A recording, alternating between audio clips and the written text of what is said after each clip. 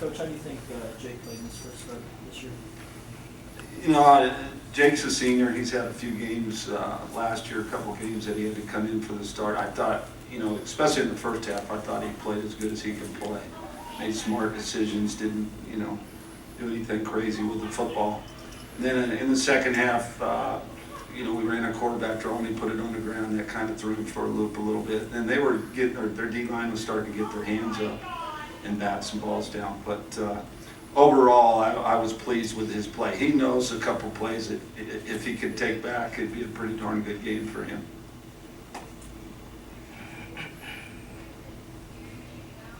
Can each of you guys just talk a little bit about this experience, the game experience today, and just the whole day, what it's been like for all of you guys? For me,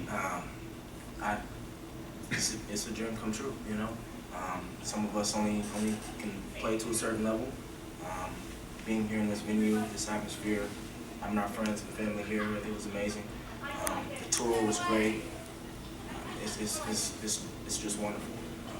I can't say anything else but that. I wasn't trying to let it be such a distraction with it being Arrowhead. I was just more focused on the game and the opponent, like Benedictine. I didn't want to get the whole Arrowhead vibe taken out of what was actually trying to get accomplished today, which was getting a win, which we did. So. I think the atmosphere was, wonderful. The tour was great. I'm from California. I like the cheese, so it was pretty cool for me. San Diego guy. I thought, I'll go back to yesterday, I thought our kids handled it well. I think the Chiefs did an outstanding job of hosting us. Gary Spaney's unbelievable in putting this together. But yesterday, the weather was kind of worrying people with that rain that was torrential all week. I was concerned playing a doubleheader and tearing up the field. So, but they got us in the indoor facility yesterday, which was a great experience. I think the kids got their pictures taken and got their cameras out, and the shock and awe of everything was done yesterday. So when we showed up today and got down that same tunnel, when we pulled the bus up, I felt like we were pretty composed. And I think both teams, if you watch that game, except for a couple football errors, I thought that was a pretty clean game for played at Arrowhead for two teams for the first time and experiencing this whole thing. And I thought it was pretty good football play.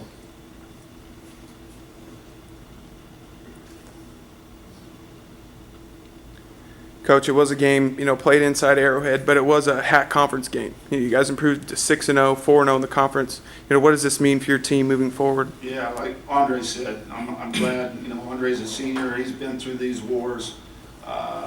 Benedictine and us are a huge rival, and it's never easy. I told the guys yesterday, I said, no matter what, we've been up 30. And my first year here, we were down 30 at halftime and had the ball to win it at Benedictine. And then my second year here, they were up about that margin, and or we were up, and they came back and won it. So year three kind of turned the tide, and then we had a nice run there until last year. And then last year's game, fourth quarter, we're up 28-20, and Benny just put it on us. And so we had that reminder, hey, this team isn't going to quit on you. And we knew come fourth quarter it was going to be a battle.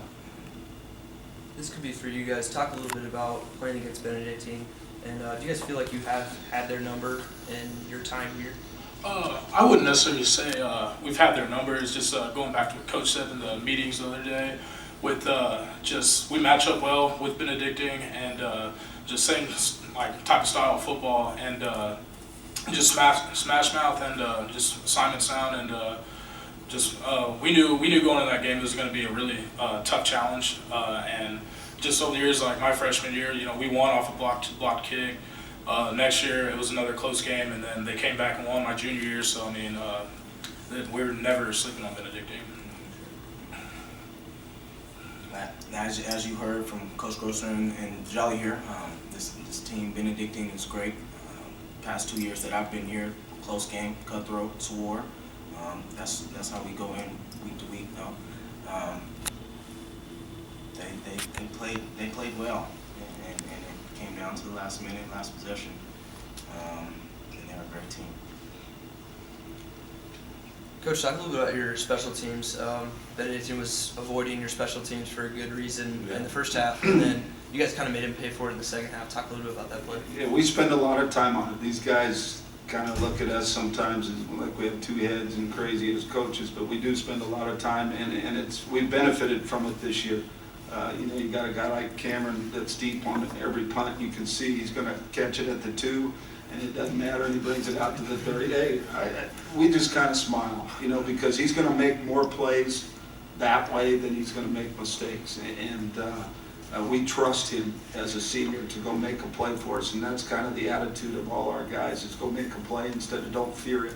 But we've shown some fakes in the past, and they've been successful, so we showed one last week, which I think helped us in the field goal game. We've got a young snapper, we had a new snapper, new kicker, we've had to replace.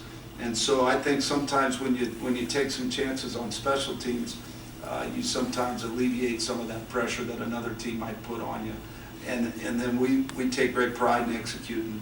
And I thought, our punt block team and our punt return team was big tonight. I thought our kick return team was big. And then Logan Bertel, our freshman kicker, hit some big kicks in some tough situations.